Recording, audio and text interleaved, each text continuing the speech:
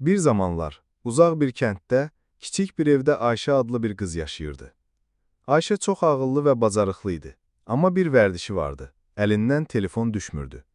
Səhər duran kimi ilk işi telefonunu götürmək, axşam yatana qədər isə son işi telefonu əlindən qoymaq idi. Telefonundakı oyunlar, videolar, dostları ilə yazışmalar onun bütün vaxtını alırdı. Bir gün kəndə yaşlı, müdrik bir qoca gəldi. Onun gəlişi ilə kənddə hər şey dəyişməyə başladı. Qoca kəndin sakinlərinə maraqlı hekayələr danışır, onlara həyatın sirlərindən bəhs edirdi.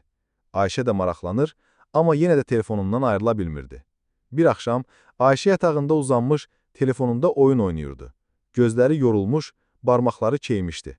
Birdən telefonunun ekranı parladı və Ayşə özünü qəribə bir yerdə tapdı. Hər tərəf rəngli işıqlarla dolu idi, amma heç bir canlı yox idi. Hər şey səssiz idi. Ayşə qorxdu. "Hara düşdüm mən?" deyə düşündü. Bu zaman qarşısına parlaq bir nur peyda oldu və nurdan gözəl bir pəri çıxdı. "Salam Ayşə," dedi pəri. "Sən sehirli ekranlar dünyasındasan. Bu dünya sənin telefonunda keçirdiyin hər anın nəticəsidir." Ayşə təəccüblə pəriyə baxdı. "Amma niyə bura gəldim?" Pəri kədərlə gülümsədi. "Çünki sən real dünyadan uzaqlaşdın Ayşə.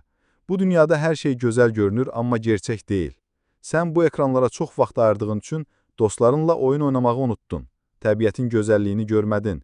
Kitab oxumağı, ailənlə söhbət etməyi tərcih etdin. Həyatın əsl rəngləri solmağa başladı." Pəri Ayşəyə bir güzgü verdi. Ayşə güzgüyə baxanda özünü gördü. Gözləri qızarmış, üzü solğun idi.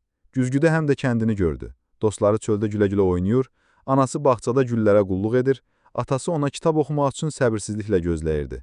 Amma Ayşə onların heç birinə qoşula bilmirdi, çünki sehirli ekranlar dünyasındaydı. Ayşənin gözləri yaşardı, o an başa düşdü ki, telefonla keçirdiyi hər dəqiqə onu real həyatdan uzaqlaşdırıb. "Mən geri qayıtmaq istəyirəm," dedi hıçqıraraq. "Mən səhvlərimi başa düşdüm." Pəri gülümsədi. "Yaxşı, Ayşə, sənə bir şans verəcəyəm. Amma yadında saxla, həyatın əsl gözəllikləri ekranda deyil, ətrafımızdadır. Onları görmək üçün gözlərini açmalı, qəlbinin səsini dinləməlisən."